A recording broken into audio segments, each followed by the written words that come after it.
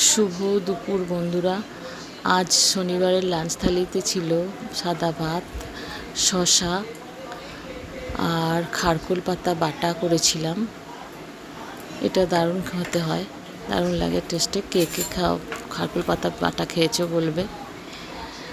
আর আলু পোস্ত করেছিলাম, আর করেছিলাম মোচার ধোকা, ছোলার ডাল বাটা আর মোচা দিয়ে ধোকা বানিয়ে মোচার গ্রেভি বানিয়েছিলাম। ধোকা দারুণ হয়েছিল, টেস্টি। মোচার ধোকাটা নিয়ে নিলাম বাড়তে। তারপর করেছিলাম কাতলা মাছ ভাপা, সর্ষে পোস্ত দই দিয়ে কাতলা মাছ ভাপা।